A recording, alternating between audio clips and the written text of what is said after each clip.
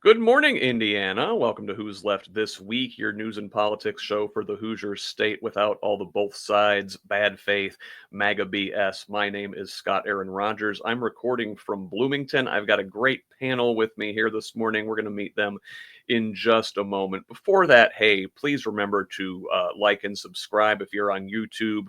Subscribe to Project Next Media. Be sure to hit that bell so you get a reminder whenever we go live. If you're on Facebook, same thing. Be sure to subscribe and get reminders so you know when we are going to be going live. That's all for that. Let me bring in our panelists today.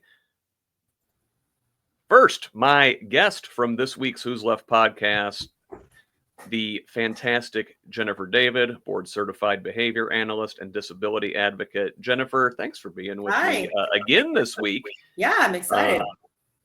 It's good. Yeah, it's good to see a lot of you. We're going to talk about Medicaid later in the show. That's our one big thing. A lot of these cuts to the social safety net. And as somebody who works in that space, I'm really interested to hear your take on that. Well, thank you. Who else we got here today? Hey, that's Dr. Terry Goodin. Hey, Scott Aaron Rogers. How are you, brother? Doing great, sir. Really appreciate you being here. You know, you're another person who works in these spaces where those social safety net cuts are really going to be felt out in the community. And hey, I hear you got a new job. Hey, yeah. So took on the interim superintendent's job there in Salem. So we're looking to keep the school corporation there, keep them strong and healthy, and keep them on the right track. Congratulations to you, and congratulations to those folks down there in Salem. They got themselves a really good administrator. Gee shucks. Thanks, Scott. And finally with us today, there is Trish Whitcomb. Welcome back. Good to be here. And I just have to point out that we really have these southeastern Indiana powerhouses here with Jennifer from Clark and Terry from Scott and me from Jackson counties. We just like get on 65 and go straight down. Yep. So thanks for inviting us together. I think there's a little special spark when we're all together. Thanks, Scott. Thank you. And I really think this is a good crew here to talk about the issues we're going to talk about today. We will build up to that. That is our one big thing this morning. But first, I want to start with our Indiana news. We'll take a trip around the state in a segment I like to call Around the Corn. So this week, our Indiana statewide Republican elected officials continued to show their ass. So Governor Mike Braun shows himself to be a toothless, empty blue shirt who can't keep his red-pilled minions under control. Last week, we saw Todd Rokita brought before the state Supreme Court again, where they refused to dismiss a disciplinary complaint against him for his comments against OBGYN Caitlin Bernard a couple years ago. Now, not to be outdone, our wonderful Secretary of State, Diego Morales, takes the wheel of the MAGA clown car in the middle of this week, going on a 15-minute rant during like a routine motor vehicle advisory board meeting, repeating the term fake news a dozen times. And I wanted to stop there and maybe look at Morales a little bit. Trish, Diego, fake news a dozen times in a 15 minutes. That is downright Trumpian. Oh yeah, oh yeah. And to call WIBC a failed network, and what did he say?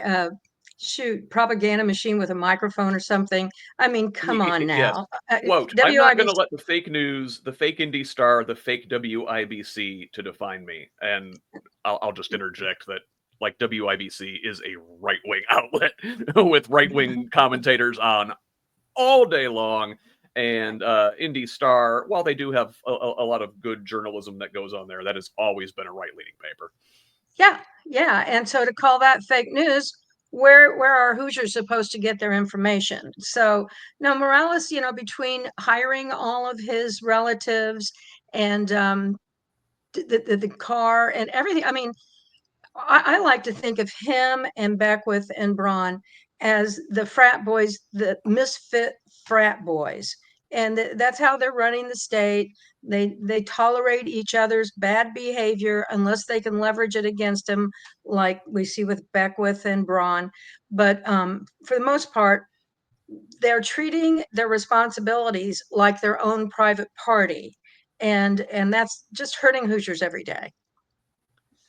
Well, and, here's the thing about Morales. Like he spent this again. It's like a motor vehicle board meeting or something. It has nothing to do with him and his shenanigans. But he has received lots of criticism. Criticism in the media, and I think rightfully so, because he goes on international travel a lot. Who's paying for it? We don't know. He hires donors and family members to run his office, and gives out no-bid contracts like candy, big bonuses for, again, some of these folks, family members. So I like this from the story, which actually got picked up nationally on rawstory.com. One of his office's duty is to oversee the state's auto dealers. So I guess that's the purpose of this thing. Again, auto dealers are one of the biggest Republican donor classes are. Like the Republican Party, their base is people who own car dealerships, for sure. Terry, do you what do you think about Diego, about his rant? What's he distracting from now? What's he doing? So, really, Scott, if I can, I'm going to say this. I think he's a pretty sharp fellow, because what's he getting in all of this, no matter what the outcome is, at the end of the day, he's getting press recognition, right? And name recognition is huge. And I think Morales, Beckwith, and Rokita are, I think you're seeing the start of the Republican gubernatorial primary, maybe even this next cycle or the next for sure. So you have the monster from Munster up there, Rokita. He says something, right? So then all of a sudden, once he talks, then Beckwith has to say, okay, I've got to get my name in the paper, right? So he does crazy stuff. And then you have Diego saying, man, those two guys aren't going to up me, so I've got to get my name in the paper. So really, at the end of the day, if you stop and think about it, it's all about raising the level of their name recognition. Unless there's something really drastic happens at the end of the day, people are busy. They skim through headlines and all they see is Diego Morales. They don't really dig into the details of what Diego was doing or whoever. So their names splashed across the front page of the Indy Star, or announced time radio station. We all know what advertising costs, right? So think about all that free advertising all three of these fellas are getting. And I've started to support them, because I realize that it's all just it's all just an attempt to try to get media recognition, and daggone it, they're being very successful about it. Yeah. What do you think, Jennifer? Is this a case of any publicity is good publicity? I guess so. These guys have been at this game a lot longer than me. I was kind of hoping maybe it meant he was starting to get a little worried about his doings, but Terry's right. No, any kind of way that you can get your name out there, whether it's good or bad, is good, and it seems to be happening and working very well for the Republican Party. They're constantly in the headlines with all of their misdeeds and things that they're doing to the state of Indiana and our country. Yeah. Well, hey, speaking of Republican misdeeds in Indiana, our Lieutenant Governor Micah Beckwith cannot stay out of the spotlight too long. Can't let Rokita have that publicity. Can't let Morales have that publicity. So he's got two scandals in the news this week. First of all, this one from, I found it on News Warsaw, but I believe it came from the Indiana Citizen originally, in that Lieutenant Governor Beckwith replaces the Okra staff with congregants from his church, friends, and allies. Okra is the Office of Community and Rural Affairs. So as he took office in January, he and his aides quickly remade the small state agency in his image. The turnover was possible because while the governor oversees most of the executive branch, state law places Okra, under the lieutenant governor's purview in the Department of Agriculture. He tapped Republican delegates who backed his bid at the convention last year, followers of the church, a radio personality from Evansville that was a big backer of his, and others. Terry, this is one of those organizations, Department of Agriculture. You were running for lieutenant governor this year. This would have been your purview. How important is this office, and what kind of damage is he doing by putting unqualified folks in there? That's very important, and we're going to talk a little bit about the USDA also, Scott, and then the part I crafted between the USDA and the Office of Okra. Of course, Okra stands for the Office of Community and Rural Affairs.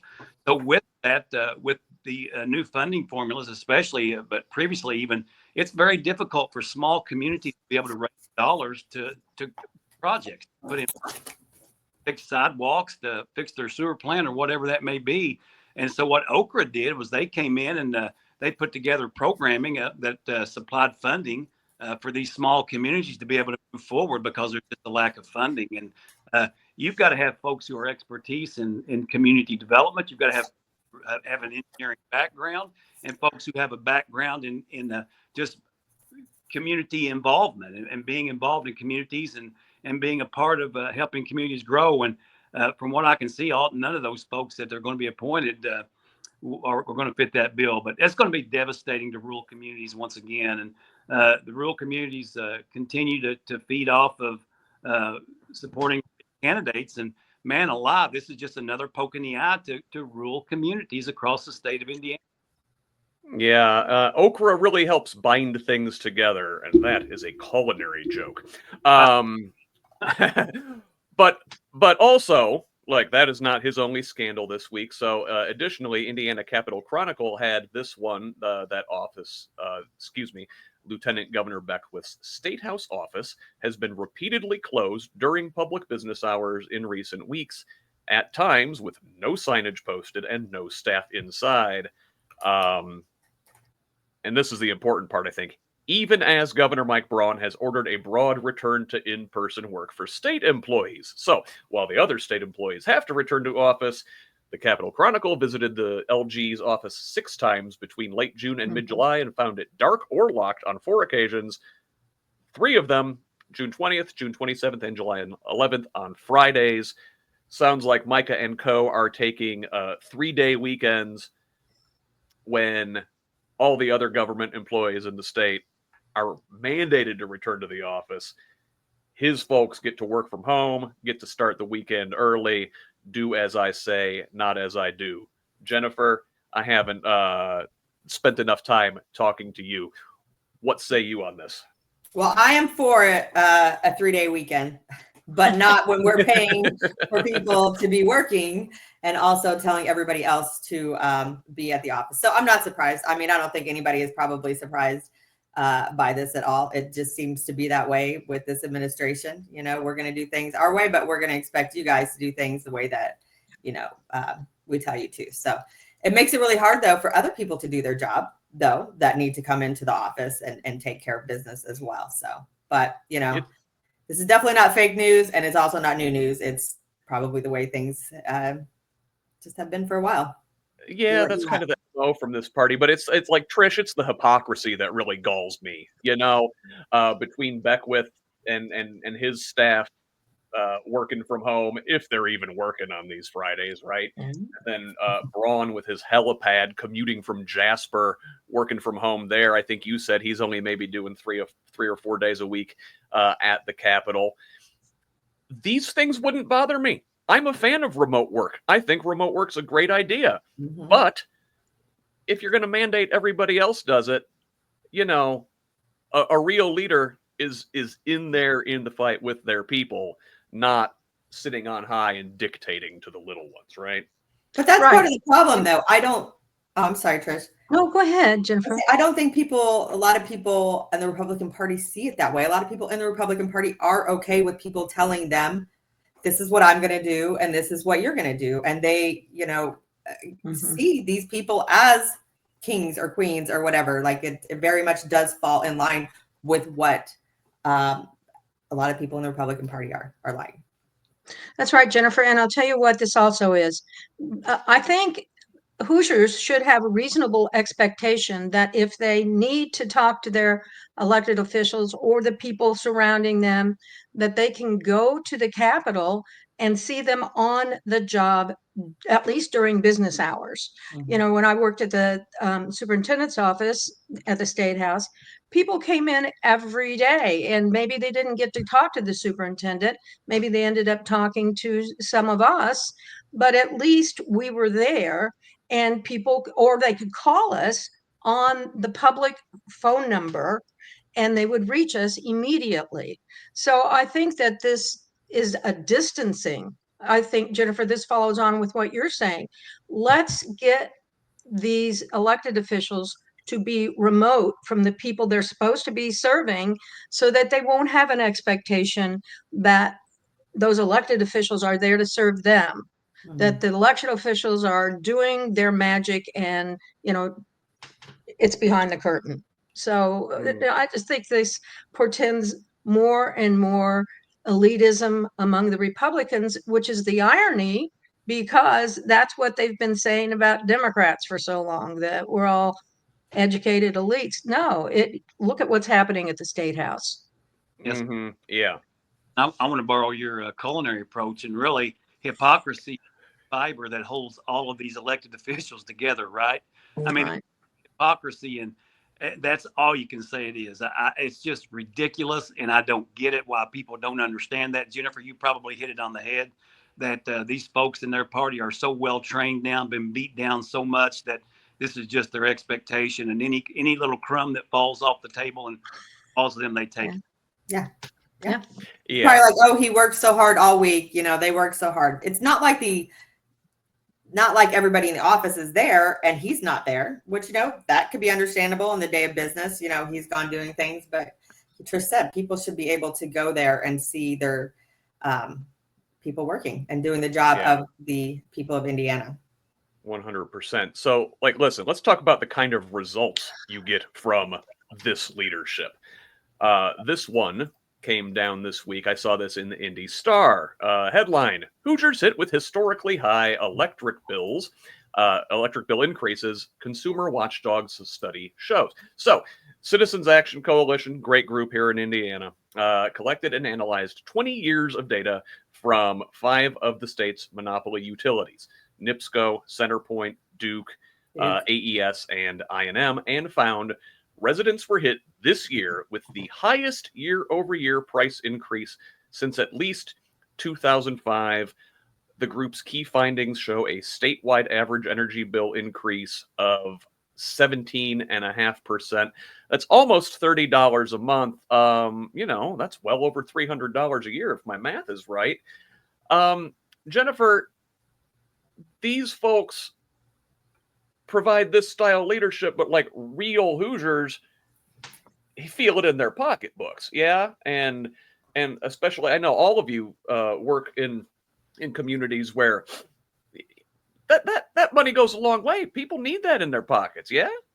Well, and this is not a surprise, because I know as Democrats, we were talking about this time last year, and we were telling everybody that this was coming and it's going to continue to come. And here it is. I mean, $30 is a lot of money when you're paying an extra $30 at the grocery store, and you're paying an extra $30 for, you know, Americans are paying extra for every single thing, even things that we don't need to be paying extra for. You know, things that were $1, you know, now it's $1.25. Well, it hasn't really gone up that much. People are just taking advantages of nickel and diming us for everything, and at the same time taking away that safety net. So I don't know where we're going to be at this time next year when we're talking again about these things. Yeah, and it's so important you brought up the safety net again, which we're going to come back to. That's our one big thing today.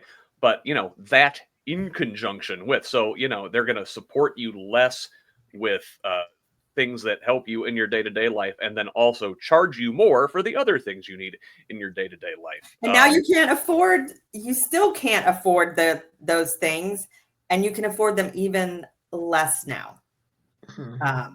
because you have less money and you don't have that safety net. Yeah, it's interesting. It Yeah. is disappointing and sad. It's a blatant attack on working families, and just their entire political agenda is a blatant attack on working families. I mean, we're going to get into this hopefully a little bit later on, Scott, but the tariffs, which has raised the cost of everything, that I'm sure that's what Jennifer was referring to, has raised the cost in the grocery store and at the department stores or wherever you're at. And the money, he said, he's how many $1 billion he's raised. Well, they're always, the Republicans are always good about saying they're going to send tax dollars back, that they over-raised tax dollars, or the taxes came in better, so we're going to send that tax money back. All of that tariff money should be sent back to American consumers in a check, right? Split it up amongst Americans, send it back, because that's where every bit of that came from. And it's don't see that. It's almost a dichotomy that the state of Indiana always sends back a tax refund check because we're flush with money, right? This seems to be something different, but it's not. It's blatant. But really, you talk about this attack on working families. We talk about cuts in Medicaid. All right, there you go. Entry-level job, entry-level workforce. Those folks depend on Medicaid for their health care, right? So that's going to be cut. It's not going to be cut until after the midterm election. The Democrats will take control of the House, hopefully in 26. Well, after those Medicaid cuts then take effect, then guess who's going to get the blame for cutting their Medicaid? It's going to be those Democrats who are in control, right? So this is all a huge, nice, well planned out agenda here for those folks to be able to stay in command, stay in control, and stay in charge, and continue to beat down working families. The tax rate on high earning Americans is absolutely ridiculous. It's too low. They need to figure out a way to have a fair taxing structure. And then with that taxing structure, I guarantee you we won't worry about deficits, because we'll have more money than what the American country can use to help out its own people. So we've got to figure out, okay, this attack on working families, the highest gas tax, tariffs, groceries you can't afford in the grocery store, cutting higher education funding, taking money away from children. They're doing away with my way pre-K, which folks don't do that, So they're money from poor children, giving rich kids to get vouchers to go to private schools. Right. So all this, man, and here's what's going to happen again. So who are the people who use my way pre-K?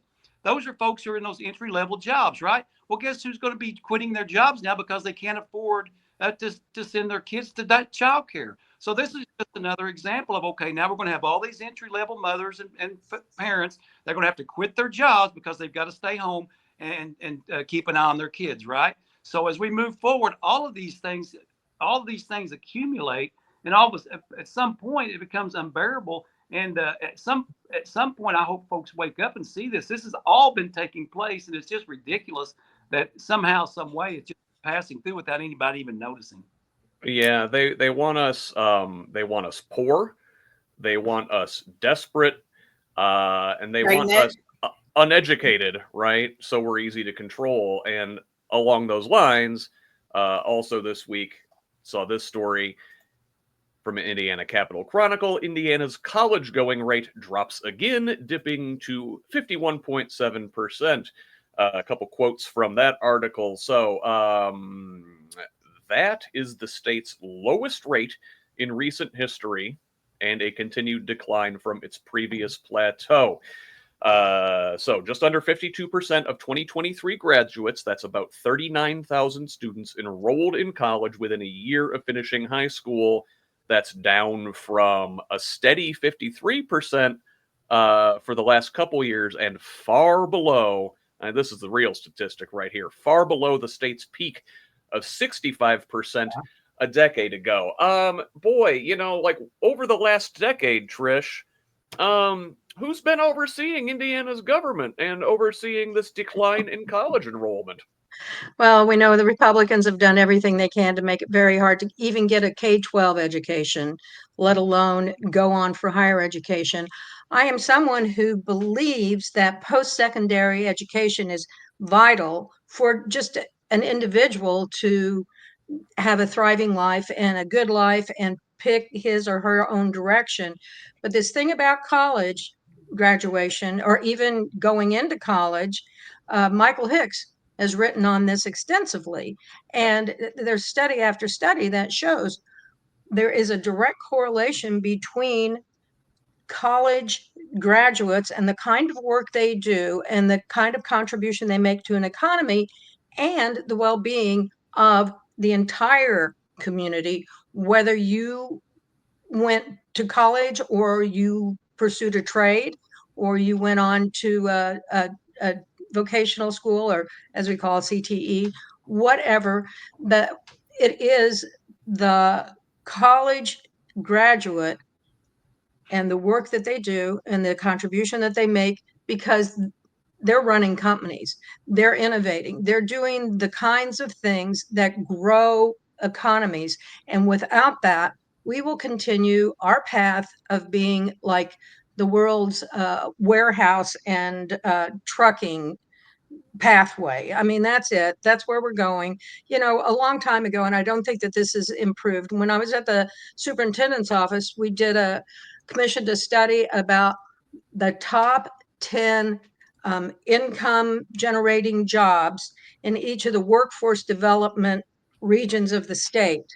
When we got down to the region that most closely correlates with the 8th congressional district, we couldn't even find any occupations that paid more than $15 an hour, except for the college graduates who were, working in banks, lawyers, pharmacists, the professional folks. So when you have that big of a geographic area where people can't even make, and $15 an hour wasn't a livable wage then, and it is about half of a livable wage now. You can see why our state is in such bad shape. And it's going to continue as long as these Republicans are doing everything they can to disrupt public education and to put down higher education and devalue it in a way that's very counterproductive for our state. Yeah, Scott, if I can, I'd really like to jump in. Please. Because being a school superintendent and then being involved in the legislature with higher ed, I always like to dig into the facts as we see these things unfold. And there's a reason. Well, what's the reason why the college level is dropping in Indiana? Because we all know that the largest rung on the socioeconomic ladder is a better education, right? It's post-secondary school, where that's CTE or where that's college. That is a fact. There's no doubting that. So you look back through and say, well, why are these kids not wanting to continue on? And you look, and it's kind of like a self-fulfilling prophecy, because if you'll look through that same decade, you'll notice that the funding that goes to our universities and postgraduate study programs have been drastically slashed and cut. So the result of that is those universities have to raise tuition, right? So the universities have to raise tuition to cover costs. And then what happens is when they raise tuition, then people go to college, right? So there's a cycle. Yeah. Yeah, it's just a cycle, and we've got to figure out how we fund our higher education program. Like I said before, not college, the post-secondary programs like the trades, the car, electrician, all of those positions do well. Those guys and gals do wonderful, and it's just a self-fulfilling prophecy, as you said, Scott. Why did they not expect this to happen? And maybe they did. That's why they are cutting funding. So, you're looking at a guy that tries to create more educational opportunities for the students in this school. And as a superintendent who the first school corporation in the state of Indiana that was able to get their students to graduate with associate's degrees the same time they graduate with a high school diploma. So it's somebody who's real blood and guts in this thing, man. And it's really disgusting to hear that. Yeah. It's beyond disappointing. It's heartbreaking. I do want to move on and talk about another one of your areas of expertise, though, Terry. So there was this unique announcement this week. The USDA is moving from its headquarters from the Washington, D.C. area and splitting things into like 5 hub locations: Kansas City, Raleigh, North Carolina, Fort Collins, Colorado, Salt Lake City, Utah, and the 5th one is here in Indianapolis. Now, listen, I am generally loath to support anything out of the Trump administration, but this doesn't seem like a terribly bad idea to me.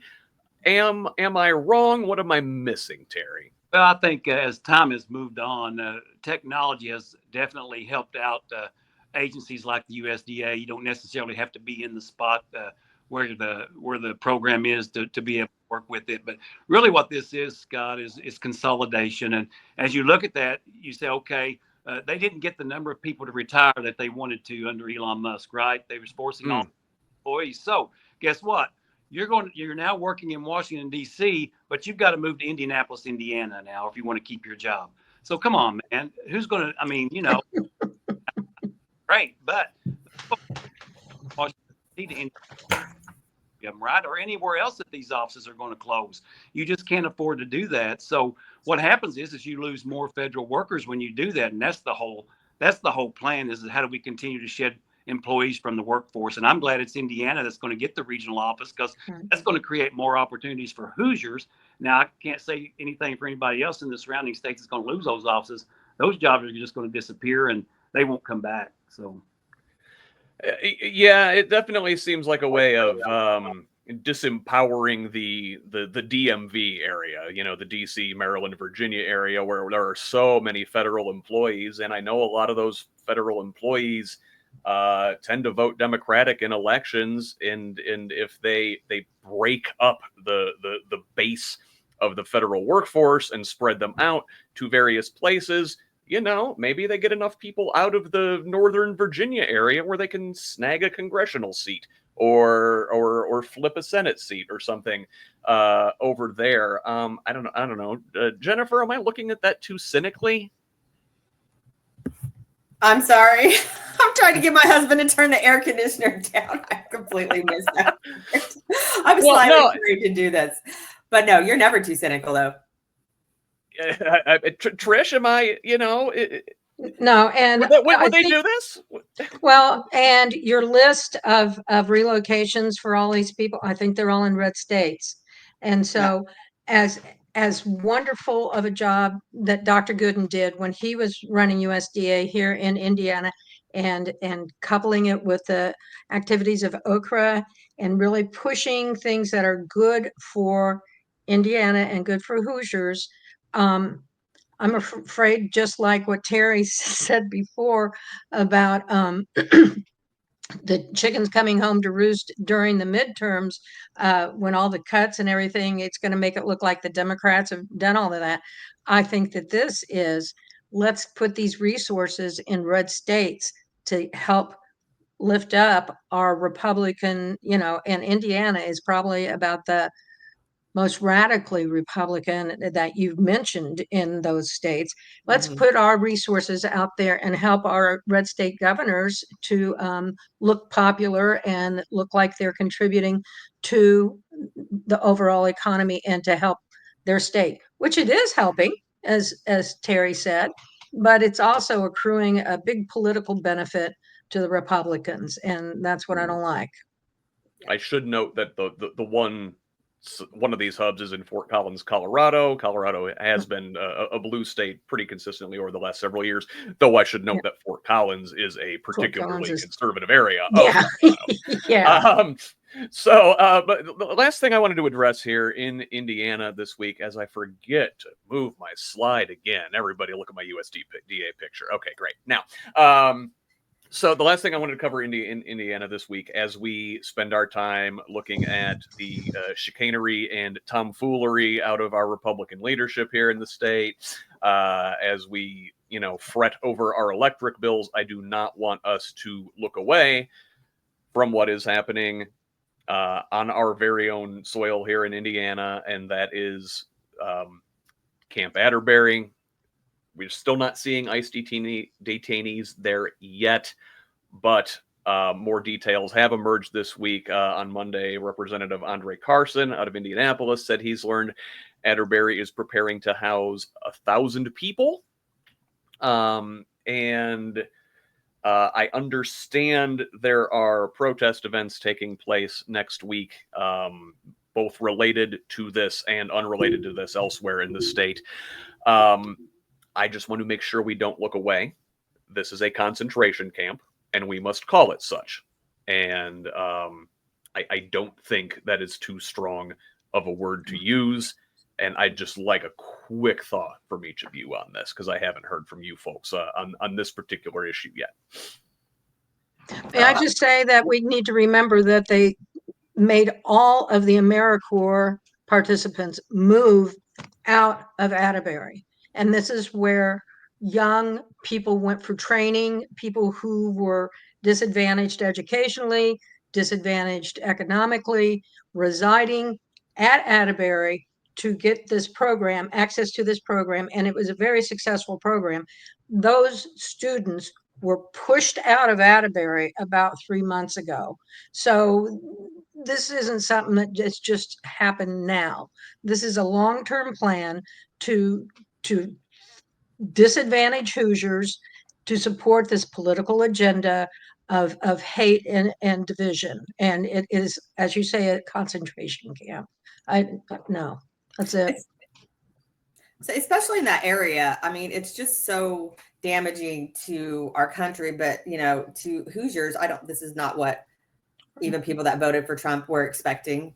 And this is really, these are neighbors and friends and business owners. And this is really bad for the morale of a lot of communities, especially in that area. You've got Columbus and Seymour. They have a really big Hispanic population. I have individuals that I work with that have mixed family status, and that's just really difficult for them. So having this here, Camp Atterbury, I've had friends that have, been in the Guard. They've been there. They've spent time there, served there. For a lot of people, this is that's just not what this is for. It's to be there and to support Indiana and our country. And I'm down in Clark County. They've had several protests down there because they've using one of the facilities down there for ICE. And so this is going to be a big deal. And I think people will be paying attention. Yeah, Terry, it's like the dichotomy of Trump's America is like held in that little area right there, where you have Atterbury used as a concentration camp to hold detainees who may or may not have actually done anything wrong. And just down the road, Outlet Mall. It is dystopian. Am I wrong? Oh, you're right. It's amazing that, just like everybody, let's get the criminals and get them out of here, right? But most of those folks are in jail. Let's give them their due process. And if they're here illegally and they broke the law, then see you later, bub, So, but we're picking on good, hardworking people. And, it's a situation where as we move through this whole process, Indiana just becomes a logical choice, because I'm sure that this went out across the wire to all the Republican governors and said, hey, is anybody interested in this in their home state? Okay, so Indiana and Florida says, yeah, right. So we've got Alligator Alcatraz in Florida, and you've got... Yeah. Well, they're also putting one in New Jersey, too. And one, yeah. So it's like... And Alcatraz, too. Yeah. So they're actually trying to open that. Yeah. So, yeah, it's... What it is, Scott, is this. It's all political theater, but people are going to be hurt from it, and that's what makes it wrong. Mm-hmm. Yeah. It's important we don't look away, that we don't normalize this, that we don't just let it happen and forget that it's there. We have to keep pointing out this horror as we see it. And along those lines, I do want to move to our national stories this week. And in transitioning, I want to bring up this fantastic quote from author Sarah Kendzior, one of my favorites. She is a PhD, but she got her master's here at IU in 2006. So once a Hoosier, always a Hoosier. This quote from her in September 22. Trump's main tactic was never to bury his offenses, but to flaunt them. He covered his big crimes with smaller crimes and covered his smaller crimes with scandals, and in the process attempted to destroy the very notion of truth. His presidency exposed the weakness and complicity of institutions and proved that trusting the official line was a sucker's bet. And we're talking about human rights violations here in Indiana with this ICE facility, with a concentration camp. And that's one of these crimes that we're not focusing on enough as we look at all of Trump's scandal, which we're going to talk about here in a second. And one of the other horrifying things that's happening, right under the world's nose while we're deep into the salacious details of Donald Trump's escapades, we've got a famine going on in Gaza that our government is helping perpetuate. So I caught these statistics. This is directly from the World Health Organization. So they say the entire 2.1 million population of Gaza is facing prolonged food shortages, with nearly 500,000 people in a catastrophic situation of hunger, acute malnutrition, starvation, illness, and death. Technically, there are actually very technical definitions of famine and acute hunger and malnutrition. So apparently, technically, they have not reached all of the markers of famine yet, but people are starving now. 3/4 of the population are at emergency or catastrophic food deprivation. Those are the worst 2 levels of IPCC's 5-level scale of food insecurity. I don't even know where to begin. It disgusts me that our country is complicit in this. We should call it out wherever we see it, but it's even more disgusting that we're helping. Jennifer, I want to hear from you. I see this picture you have up on the screen, and it's just so heartbreaking. There just should be no one in this world in that There position. were worse that I won't even show. It's yeah, I'm sure this we need to step up. We need to do more. We need to speak out more. These are people, even just trying to get the aid they need, are being shot and being killed. And that's double cruel. That's cruel on top of cruel. Yeah, I understand, Trish, that there's this Gaza Humanitarian Foundation thing that's been set up in the last several weeks, and basically they've been claiming responsibility for distributing the food aid. This is like a joint U.S.-Israeli operation, and as desperate, hungry people are gathering at these distribution sites, the IDF is picking them off. It's disgusting, and people should be tried for war crimes over this. Oh, speaking of war crimes, yes, Benjamin Netanyahu, war criminal, accomplice with Donald Trump, who's just a garden variety criminal. But we got to remember that this organization that's supposed to be delivering this food is controlled by Eric Prince's company, which, that's Betsy DeVos's brother. And all this goes back to Trump and how he and Netanyahu, if they can help each other stay in office, despite their criminal behavior, they will sacrifice children. They will sacrifice any human to do that. And there are so many layers of disgust that go into this situation in Gaza. There are no words. I mean, I've said what I can say about it without crying or without heartbreak. Yeah. The relationship between the Trump and Netanyahu crime families is well documented, and in fact, Sarah Kendzior, who I just mentioned a minute ago, wrote a really good book about it. Yet, as I think that Trump and Netanyahu are essentially basically part of the same mob family, you see way too many Democratic elected leaders in this country willing to be pictured next to the war criminal Netanyahu. Terry, is it time for these people to break publicly with the far right government in Israel? Well, I think it's time for the Gaza situation come to an end. And I think as you look at that Gaza situation, it's very complicated because Hamas is the perpetrator in this entire system. They have lost a way to fund in their war machines. They've lost a way to be able to fund that.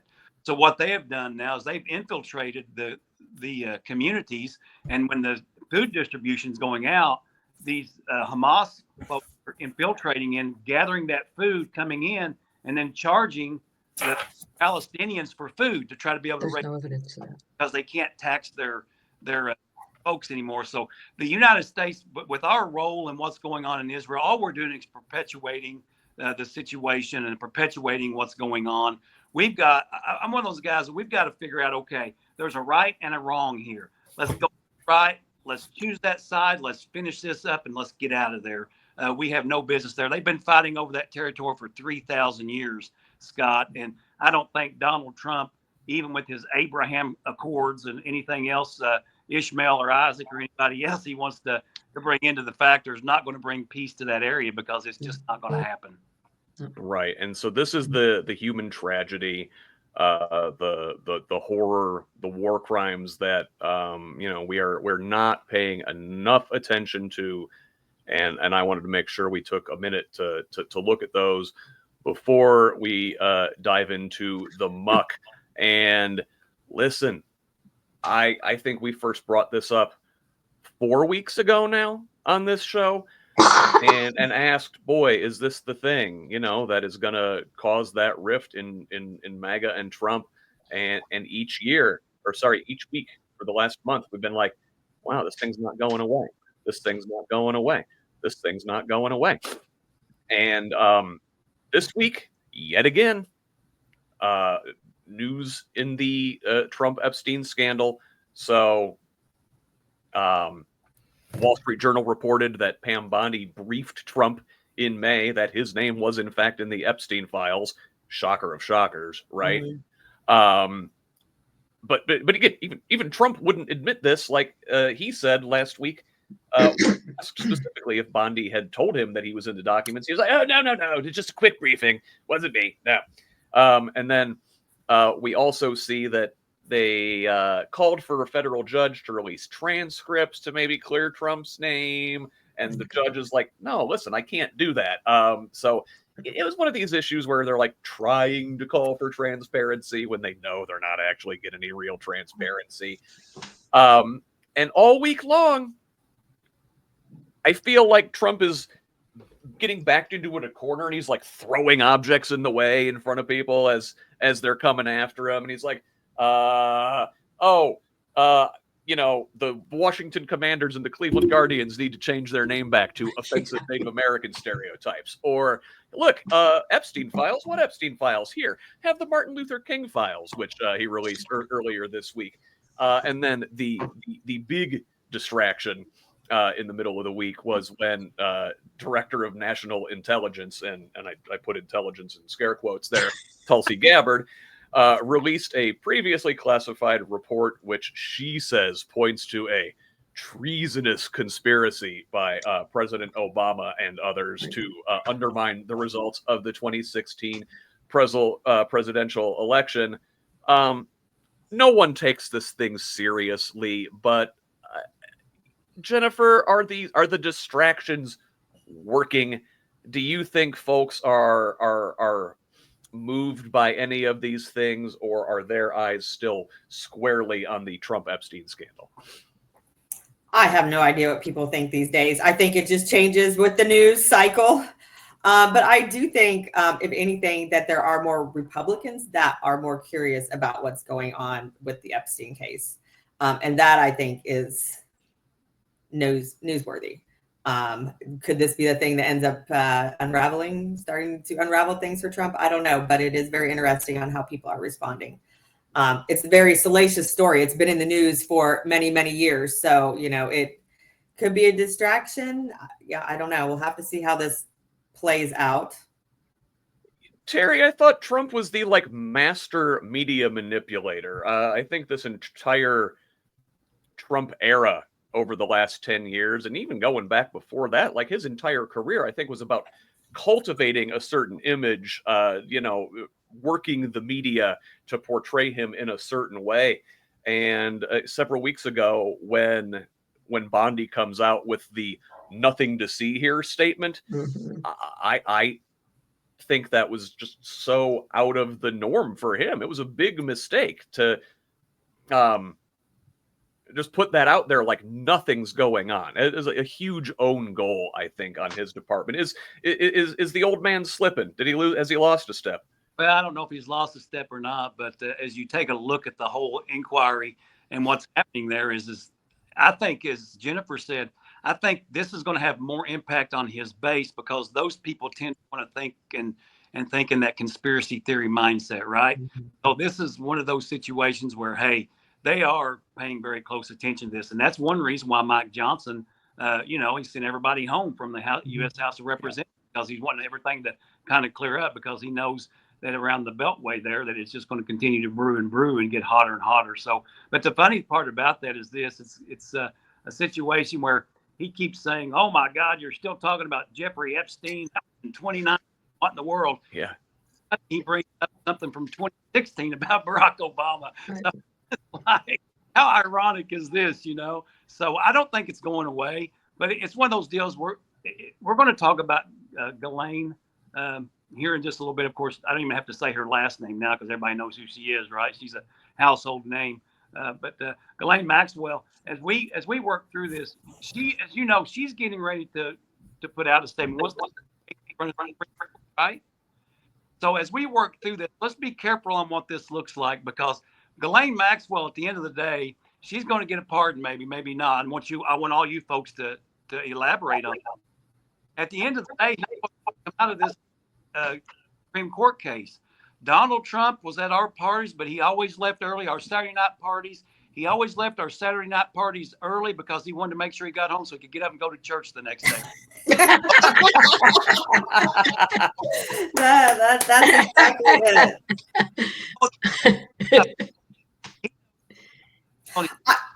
Because he has, so I think he's concerned, but his concern is with Maxwell and what she says. I think that's his real concern.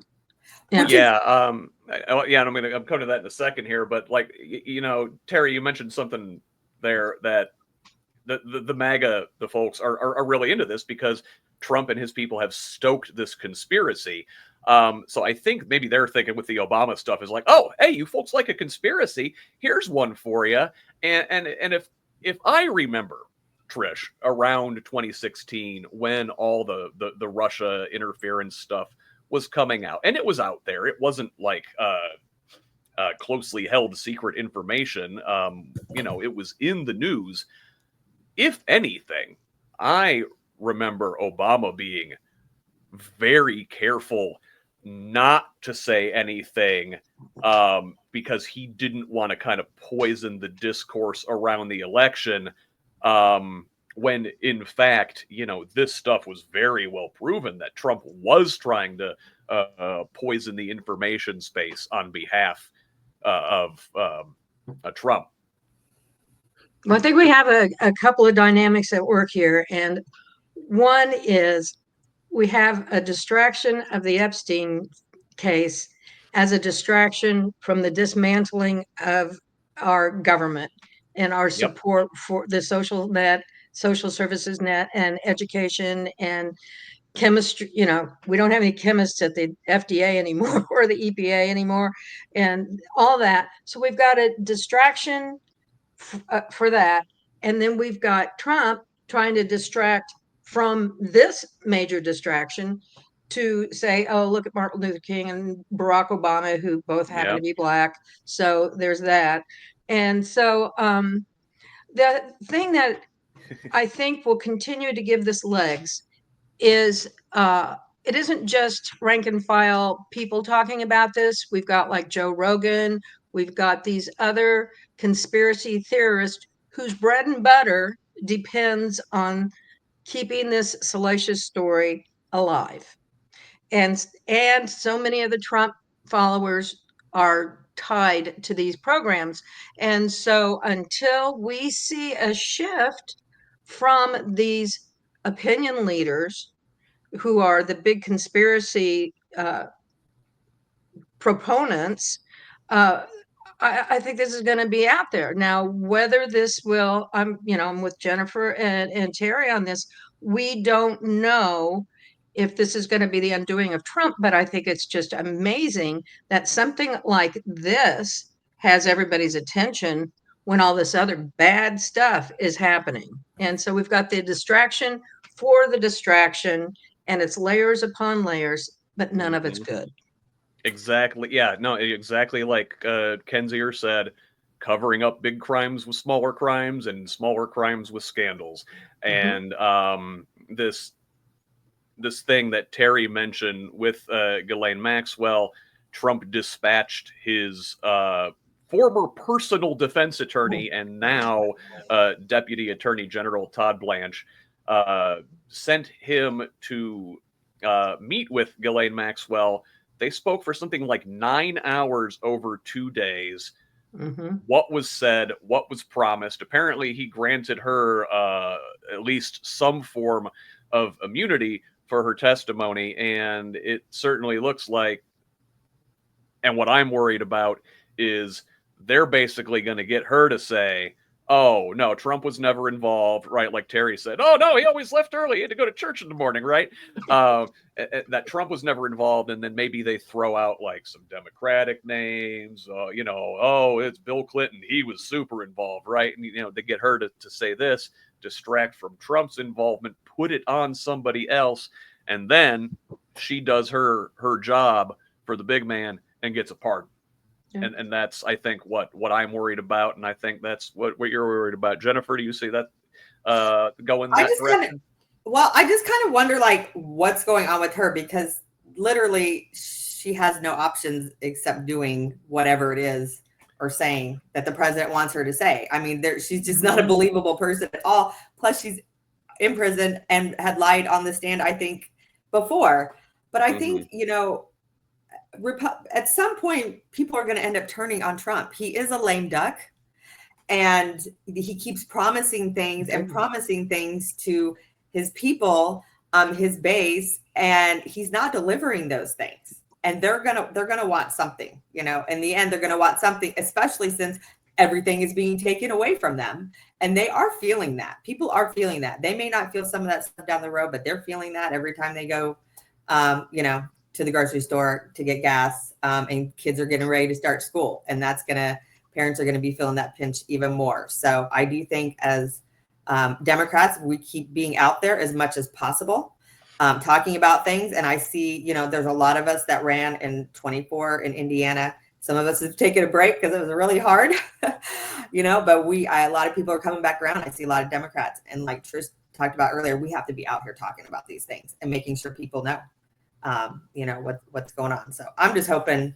I think there's just been so many things that Trump has just, we're thinking, oh, this is going to be the thing that gets him, and this is going to be the thing that gets him for years. Maybe this is it. I don't know. I think after years of like trying to chip against this wall, like I think we are finally starting to see cracks and sort of break the Trump mystique. And his people are starting to see it. Like you said, they're seeing the cuts, they're seeing the tariffs, they're seeing things that are going to affect their bottom line. They're seeing the way he's lying about this Epstein stuff. I think a great example of really breaking the Trump mystique was done by the folks over at South Park this week, who in their season debut, excuse me, presented Trump very much in the style they depicted Saddam Hussein in their movie My God, like 25 years ago now, showing him with a flappy face, using the phrase, "Hey, relax, guy," getting in bed, literally in bed with Satan. And he keeps suing everybody and removing his pants to show off his very, very tiny manhood, which they showed 5 times throughout the show. And the best part of this is a day after South Park creators Trey Parker and Matt Stone signed a $1.5 billion contract with Paramount. So they got the bag and then let Trump have it. Well played, gentlemen.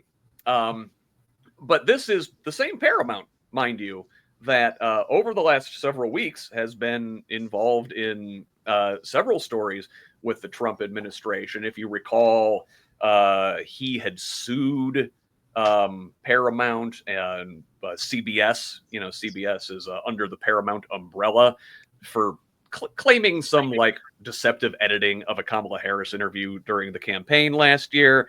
Yeah, bull crap. No one thought it would really stand up in court, but that's not the point, right? The point is for Trump to tie things up and extract some concessions. Paramount settled out of court for $16 million to settle this suit, also agreeing to run like $20 million worth of public service announcements for the administration. And then last week, Paramount canceled Stephen Colbert's show, his late night show, after Colbert went on a scathing rant against Trump and against his bosses at CBS and Paramount. So I think folks were really concerned about that, the stifling of dissent. But this week, Jon Stewart on The Daily Show, Comedy Central is another Paramount property under the same corporate umbrella. On Monday night, Stewart really went off about the Colbert firing, about Paramount caving to the Trump administration. So they're still letting him do it. Colbert is going to be on for another 10 months with what are they going to do? Fire him? He's still on the air and gets to say whatever he wants for 10 months.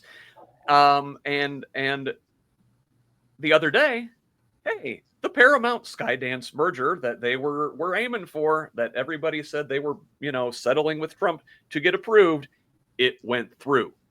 So my question, did Paramount play Trump? Did they get what they wanted, and now they still get to criticize him every day on their very, very large platform? Trish, what say you? Remains to be seen. We just talked about how there is no bottom to the skullduggery with the Trump administration and with Donald Trump himself. So, maybe Commissioner Carr takes away the license for the affiliates or something like that and just continues to put pressure on them. The one thing I do want to point out is that the South Park creators are both Harvard graduates. And so too bad, for Donald Trump, he didn't squash Harvard, 30 years ago when these guys were in college. But no, I think that humor is a great way to convey a lot of political information, because a lot of people don't study it the way we do. And so I watched that South Park episode and it was audacious. And I think we'll see more to come from Jon Stewart, and we'll see more to come from Stephen Colbert. The thing is, it was $16 million that they paid, in that one suit. I don't know what the buyout is for Jon Stewart's contract or Stephen Colbert's contract, but if this is all about money, I think those numbers are even bigger than 16 million. So I think that's in play too. So remains to be seen how this all shakes out, but I'm enjoying the parody. I really am. Yeah, well, the really, really big number there is the $8 billion, merger between Paramount and Skydance. 16 million or whatever Stewart's or Colbert's contracts are a drop in the bucket compared to that, for sure. Jennifer, I feel like in the Trump era, the only people who are serving us well and telling the truth really have been comedians. Like, the mainstream news media is not doing a good job of it. Am I wrong? Well, they're afraid of getting sued or getting fired or saying too much. It definitely has changed. The news has in how it's reported. So right now, at least comedians can still, I guess, say things and get away with it. They are really some of the best people to speak truth to power. I mean, look at Ukraine and Zelensky, their president over there. This is a guy who used to be a comedian, and that style of talking to people, I think, resonates best. Humor is a good way to get your point across. You can say bold, big things without them seeming too scary. Mm-hmm. Terry, do you think either Jon Stewart or Stephen Colbert have a future in politics? That very possibly could. They do anyway. So, but you talk about this entire merger deal, Scott, and we look at the $8 billion transfer of wealth and all of that, and now all of a sudden there'll be some favors because Paramount ditched Colbert. Hey, man, we're on your side, Donald Trump. So he can use his power to manipulate that to make sure that all goes through in a nice, soft way. And it's unfortunate, as we talked about earlier. It's kind of like Banana Republic cronyism, right?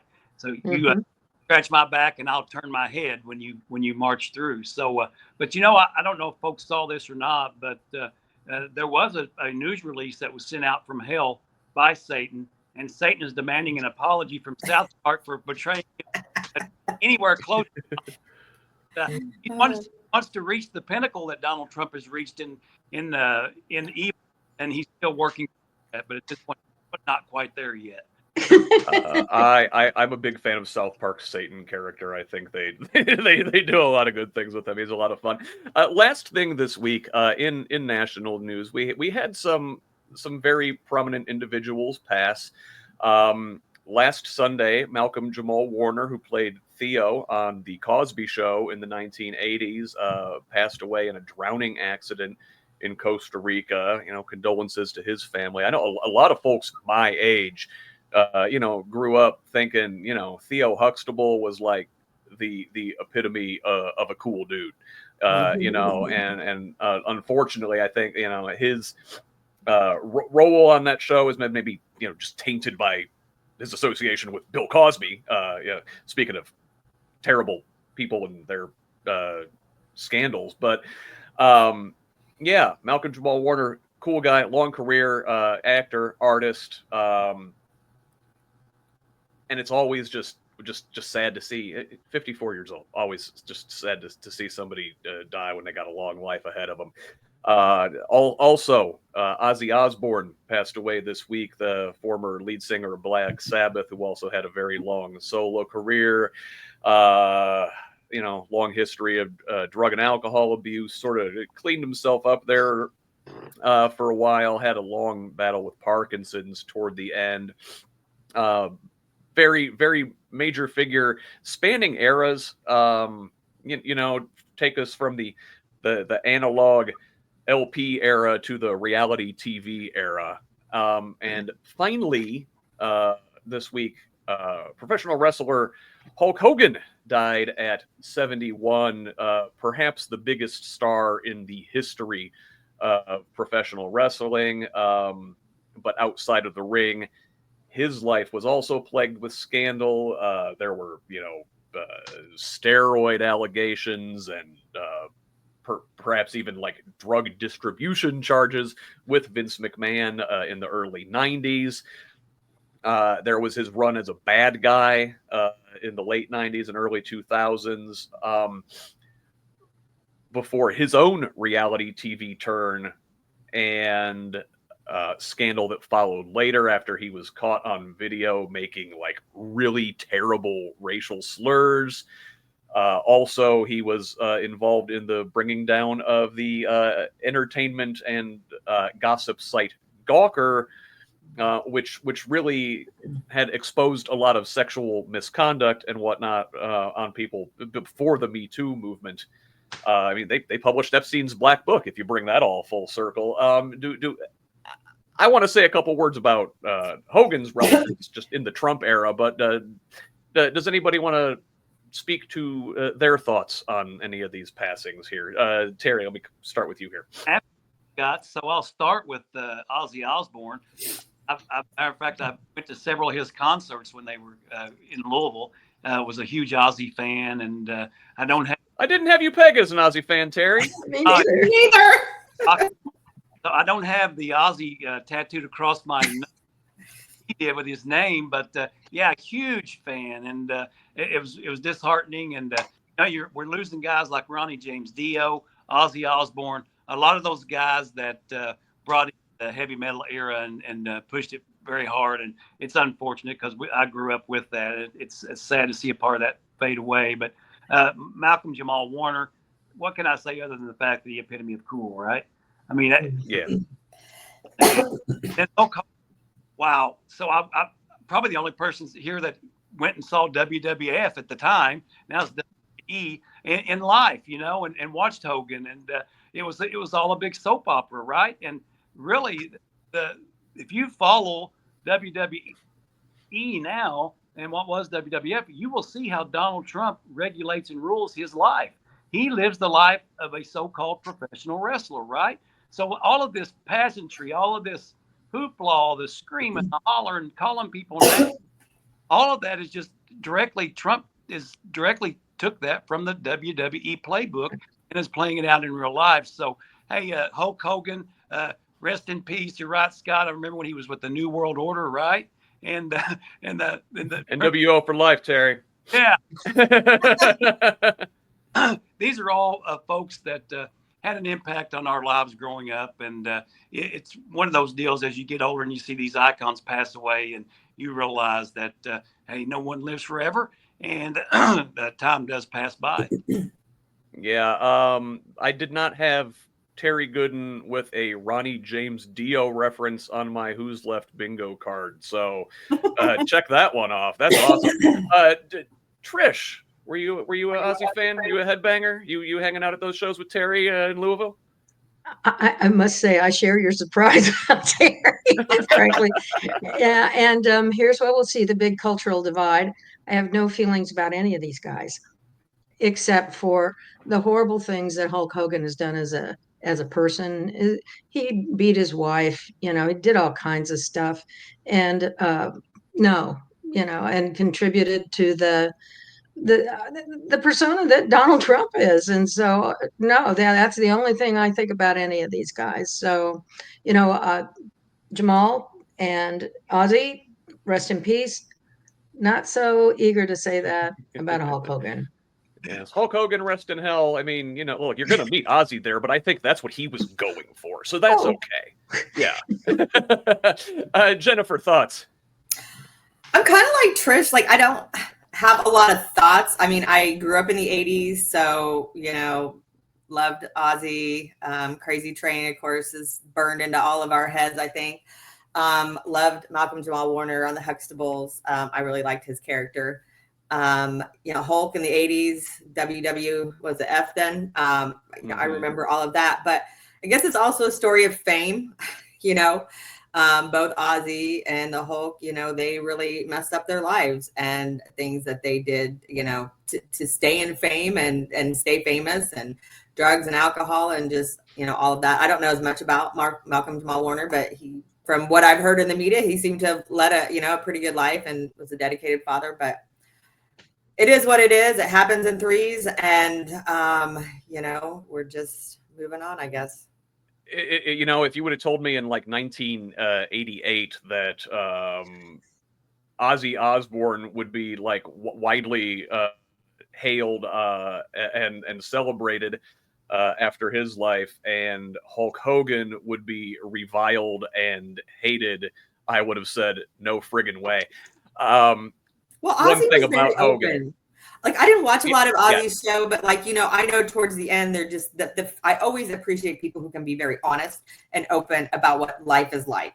And, his family, his wife, his children, like, they've all gone through different things, and they've been, talk about those things. And that does help other people, I think, in their lives, when you can see people that are struggling with some of the same things. So I do appreciate sharing of all of their stories and things. And Hogan really, made professional wrestling, made WWE and Vince McMahon go mainstream. He always sort of perpetuated that say your prayers, eat your vitamins, train hard kind of to ethos in public. It just turned out, the guy was a real piece of shit in private. Nobody beats The Rock, though. I have to plug him. I love The Rock. He's the best.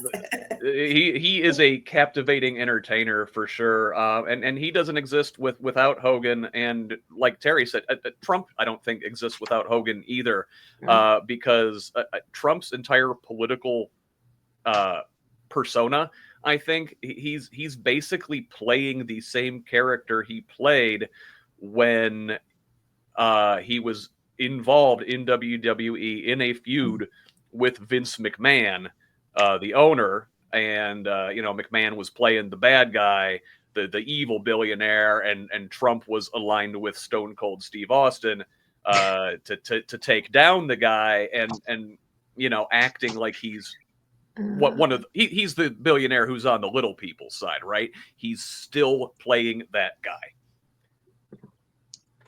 So that covers our. Oh, sorry, Terry, go ahead. I'm sorry. Yeah. What about the honky tonk man? You never even mentioned anything about the honky tonk man. He passed. Oh man, didn't bring that up. So it's like the honky tonk man's rivalry with Jake the Snake Roberts was seminal in my development, I will tell you. But let's move on to our one big thing for today, and this week has the theme of our week has sort of been cuts to Medicaid, the fraying of our social safety net, SNAP cuts, potential rural hospital closures. Jennifer was my guest on the podcast this week, and we talked about some of the changes that went into effect here at the state level and how those are going to affect folks with disabilities. Yesterday, I was on a live stream for 8.5 hours as events took place all across the state. We had marches and rallies in South Bend, Fort Wayne, Terre Haute, Maryville.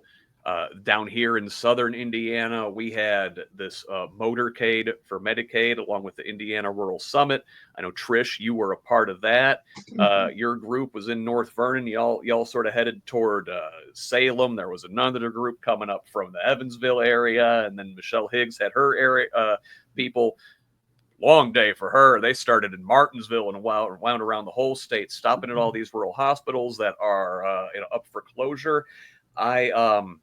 I had a chance to talk to a lot of folks yesterday whose Medicaid is in danger with these cuts, whose family members who are disabled risk losing support, people who risk losing, food, having food taken out of their mouths, and just so much of it is unnecessary. It's not like we don't have the resources. We gave our money to tax cuts for the rich instead of strengthening the social safety net, right? Like, these are false choices. Lack of money is not the problem. Yet this is what we're doing here in this country. This is the Trump regime at its worst, and the Braun regime at its worst here in Indiana. All of you, I think, have kind of intimate connections to these programs as folks in largely rural southern Indiana. Jennifer, I do want to start with you because we talked about this earlier this week. The folks who are going to be hurt most by these cuts are the disabled community, right? The folks who are already the most vulnerable. Will you talk about that a little bit? Right. Well, they definitely are for a couple of reasons, but one of the biggest reason is because they don't have power and they don't have a voice. When we are talking about Medicaid in the media right now, most of the time we are not talking about folks with disabilities. We are talking about other people that maybe work part-time or they're not making enough money from their jobs. But people with disabilities, they don't have a safety net at all. And again, a voice. So it really affects people with disabilities, but it also really affects women and mothers because they are the ones that are oftentimes the ones that are home, that are the caregivers that are going to have to give up their jobs to stay home because the state is cutting how much care folks can get as well. So there's all sorts of cuts with Medicaid, with all sorts of different types of people and all sorts of different types of programs. So it's important that we definitely keep that in mind with people with disabilities and some of the services that they use that are outside of what you think of with, most people on Medicaid, just the health insurance. Yeah, well, the most people on Medicaid, right? And again, the vast majority of these folks are, actually disabled or sick, where they can't work or they're taking care of a loved one. Republicans in Congress like to their new boogeyman is like the 29-year-old living in their parents' basement who doesn't want to work and just mooches off of Medicaid. Like, okay, number one, like this really hardly ever happens, and number two, I mean, it's not like they're stealing money. It's healthcare. 29-year-old dude probably isn't going to the doctor anyway, right? That's probably Trish, true. That's probably true. I do want to mention. Sorry, Jen, go ahead. I was going to say, I do want to mention within the system is that we have folks with disabilities and we have families as well that a lot of times economically are also having to rely on Medicaid. But then we also have the workers. We have the direct care staff that too, a lot of times are also using Medicaid. So we have a lot of people just within this disability community. And a lot of those staff also have disabilities themselves as well. So that is just a small part though of what the type of folks that do use Medicaid. Yeah, Trish, I've seen estimates that if all of the various cuts, all of the red tape, all of the hoops, get implemented and weed out as many people as they're aiming for, up to like 267,000 Hoosiers, including children, seniors, right, and the disabled, like we said, could lose their care. They could lose their care in addition to the nearly 600,000 Hoosiers who rely on SNAP, the food benefit program. Mm-hmm. That constitutes over 200,000 households. So we're looking at planned destruction of every support that people need. And the thing this does not get enough notice, and that is the bulk of Medicaid fraud, when you're talking about actual dollars, is not from individuals. It's not from, Donnie in his basement, trying to get Medicaid while he's, on the internet or something. It is guys like Rick Scott, Republican senator from Florida, who was fined $2.1 billion for Medicaid fraud. That is where the real fraud and abuse is happening. And yet it is the Trump administration and Republicans who are putting the burden of cutting Medicaid spending so they can give tax breaks to their rich friends instead of going after the institutional violators of this program. And it sickens me to think about what's going to happen to family. What's going to happen? 60% in Southern Indiana, over 60% of nursing home residents rely on Medicaid to pay for where they live. Mm-hmm. What are we going to do? Where are they going to live? Where are they going to go? Is it TFB for them? So no. And I just want to follow up with the whole idea that when the big BS bill was going through Congress with all of these cuts and all of these tax breaks, Lisa Murkowski, who does happen to be a Republican from Alaska, stood her ground. And she got Medicaid relief for her state. She got special tax treatment for some of their industry and one other thing that I can't remember.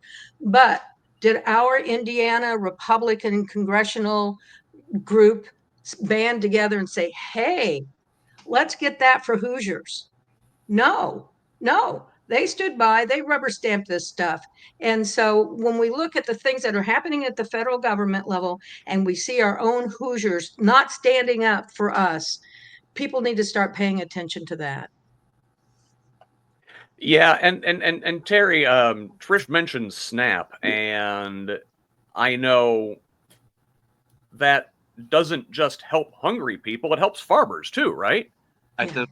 Exactly. I mean, that's the facts that a lot of these folks don't realize is the wholesale impact this has on not just the end product, the person who's not going to be able to eat, but all those folks then that supply that food all the way up through the line, the fertilizer, the seed cells, all that stuff.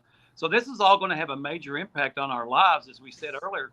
And as I kind of pointed out earlier, Scott, in the show, all of these things are disappearing with increasing prices. You've got SNAP going away. You've got support for public education going away. You've got Medicaid going away, which, by the way, nobody likes freeloaders, right? Like you said, Scott, Trish, and Jennifer, dump the freeloaders. They know who they are. There's very few of them. Get rid of them.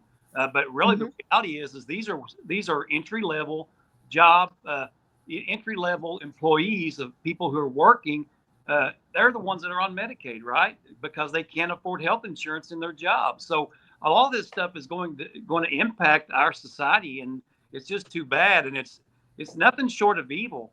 And I'll challenge anybody, and those folks who pound the Bible on Sunday and Wednesday night, and then turn around and fly their Trump flags. I challenge them, man, because there's nothing that says this is right. We're supposed to take our brethren and not punish them and not make them suffer. So it's evil, it's anti-American, and it's absolutely ridiculous that we let this go on. And I just hope that people realize this. But at the end of the day, think about this. Everybody's heard of something that's a Project 2025. All right, it's being implemented, folks, right in front of your eyes. Yep. You realize it. And guess who's going to get the blame? Once again, I'll go back to this. This is all going to take place in the year 2027. Who's going to get the blame for it?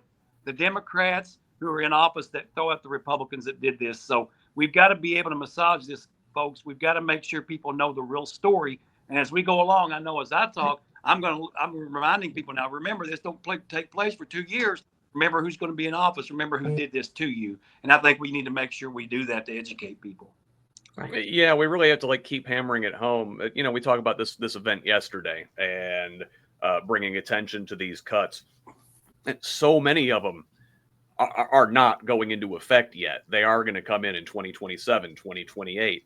Even just here in Indiana, there some of the more stringent requirements went into effect at the beginning of July, but some of those aren't even coming yet. So it's going to be like drip, drip, drip. And I think, these Republicans are hoping that people won't notice it if it sort of doesn't happen all at once. If it happens out over time, maybe you forget about it. So it's going to be incumbent upon folks like us to keep this in the news, to keep highlighting stories of people who are being left behind by this. One of the things we talked about during the live stream yesterday was how companies like Walmart actually, Terry's talking about folks who are, entry-level jobs. They're working full-time.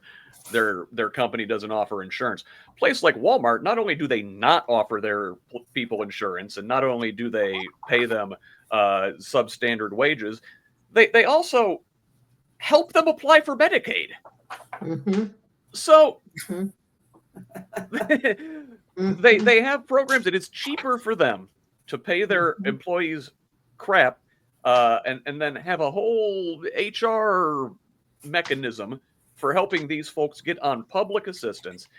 So the government, us taxpayers, are paying for their employees' health care instead of them. What? That's ridiculous. Thanks for pointing that out. A lot of people don't realize that it's called corporate welfare, right? And there's a whole history of that taking place here in the last 15 or 20 years when things under George W. Bush changed in our great nation. So we've got to talk about that.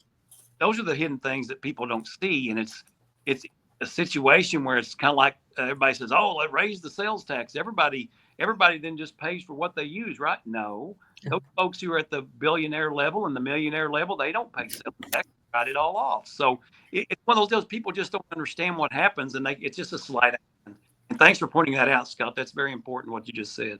Mm-hmm. Well, and I'll tell you what, Terry, it's hot take, maybe a controversial take. I don't think employers should have to cover their employees' health care insurance. It's a stupid way of doing it. We should just have a universal system where this is handled by the government. That's the largest risk pool. It's the most best way to marshal resources. You get the best bulk discount buying drugs and services this way. And frankly, I think a lot of the businesses would like to not have to deal with the headache of administering private healthcare programs. Right. Jennifer, you're a small business owner. Do you have to mess with all that? I do. Because we're a family business. So most of my adult children family work. So we have health insurance for our employees, and then we have a lot of part-time workers that are contractors. So, but it's a ridiculous amount of money. I mean, it is so expensive as a business to be able to provide health insurance. Yeah. This is, one of the things that also came up yesterday along these lines. We're so capitalism pilled in this country that we would rather pay private health insurers $10, $15, $20,000 a year for healthcare that doesn't even cover everything versus paying like $4,000 a year in taxes for a more comprehensive universal healthcare system that does cover everything. And people are like, I don't want to pay taxes. Trish, how do we break through that? I don't know. That's I think all of us, if we had that answer, we would be doing it. We can't. I just remember, I go back to this, and I know our time is running out, but I remember when my dad came back from World War II, and he went to school and he was working. The federal tax rate was 60% on his income level. Now it's what, 32 maybe?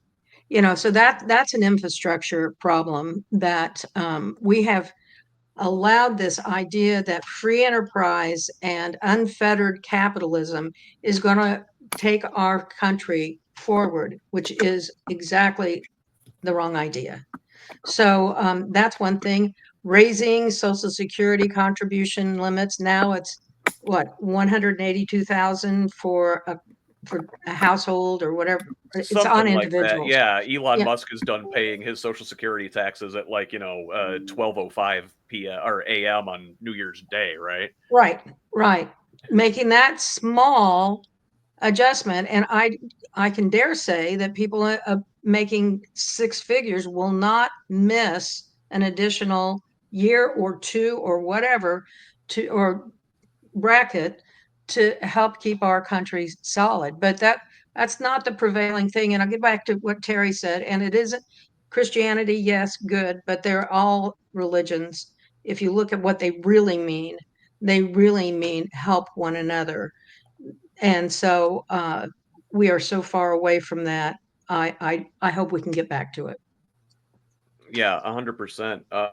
Another thing that came up yesterday during the live stream conversation is we're talking about like unfettered capitalism, and I brought up this metaphor. It's like I think of capitalism like a powerful group of wild horses, right? Lots of horsepower. Can do big things if that power is harnessed and directed in a direction you want to go, right? If you don't harness that power, if you just let the horses do what they're going to do, they're going to cause havoc and destruction. They're going to trample you. So yes, capitalism is a wild horse. Terry, you're a livestock guy. Is that an apt metaphor? It is. Nothing go unfettered. I mean, you have to train animals just like the government's. It's got to be trained. It's got to be reined in. Unfortunately, we don't rein in capitalism because we think it's just the way it should be. But think about this as we talk about through the whole system here, and when we come to a close here. And I want people to think about this. I have people vote. They vote a certain way. Well, yeah, but they're a good guy, or but she's a good gal, right? That's why I voted for her. Well, let me ask this question: is someone a good person that intentionally votes to take away? Let's bring us to ground zero, okay? If someone votes to take away health care from children who are sick, if they vote to take food away from hungry children, just so people like Jeffrey Epstein can buy another sexcapade island, is that person really a good person? Let's think, man. Those are the consequences we're living in.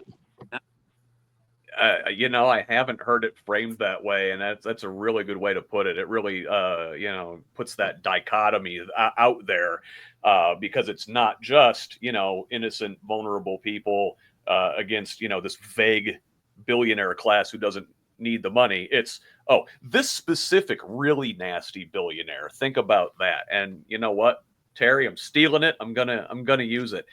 Right.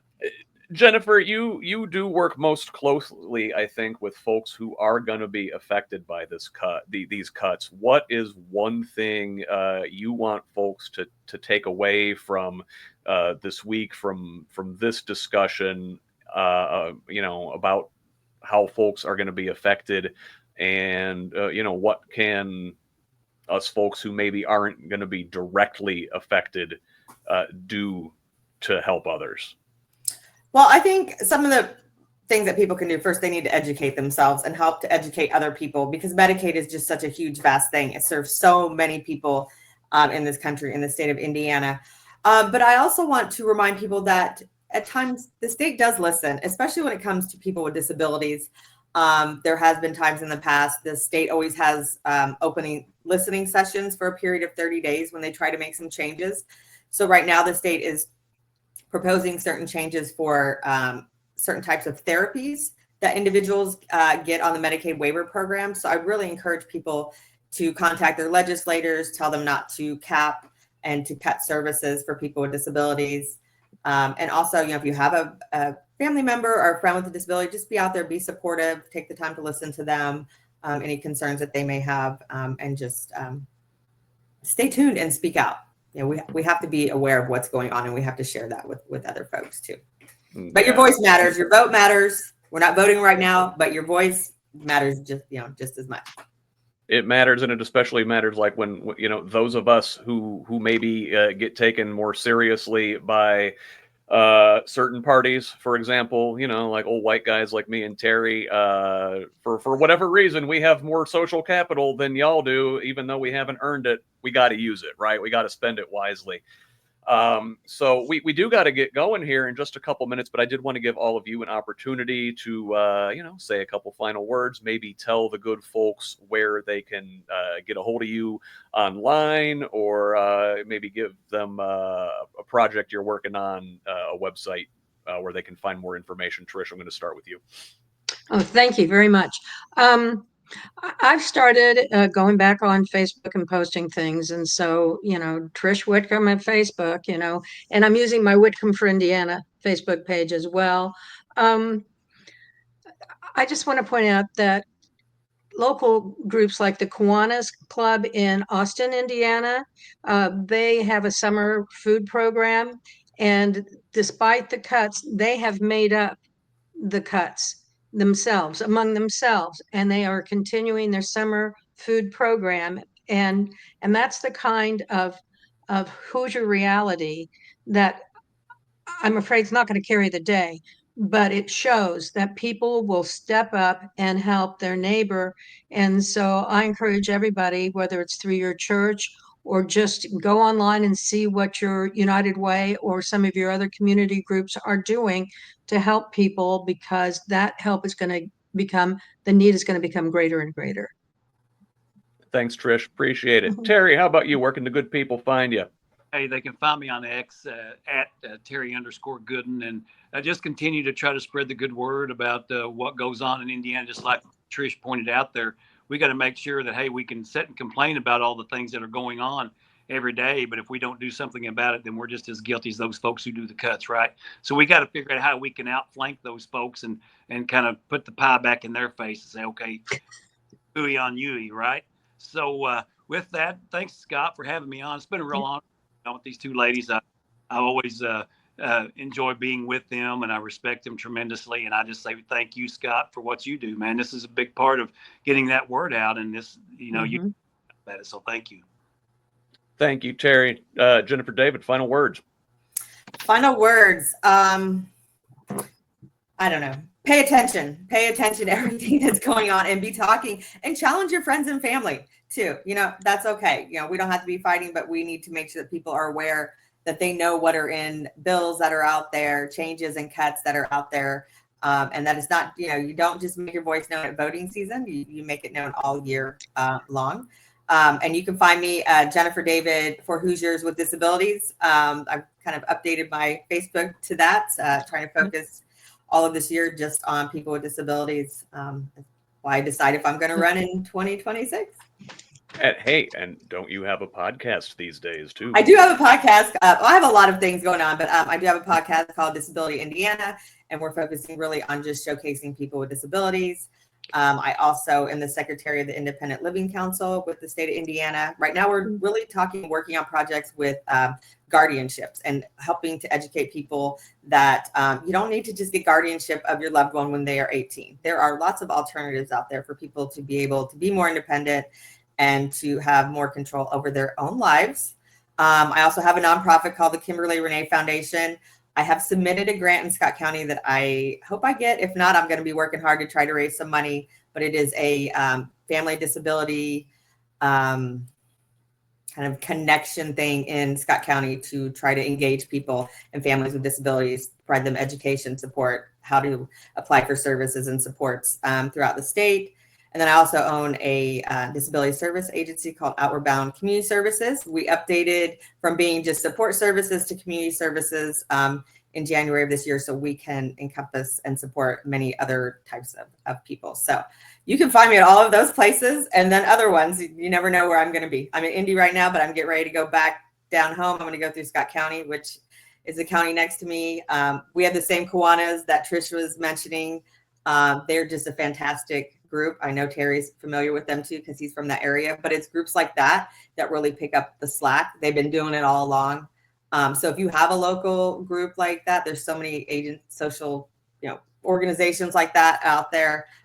Get involved. That's really one of the best things that people can do is to get involved. So. Awesome. Thank you, Jennifer. Yeah. So follow her Disability Indiana podcast on YouTube. Yes. While you're there, be sure to subscribe to Project Next. Click the bell, get the notifications. Same thing on Facebook and Twitch.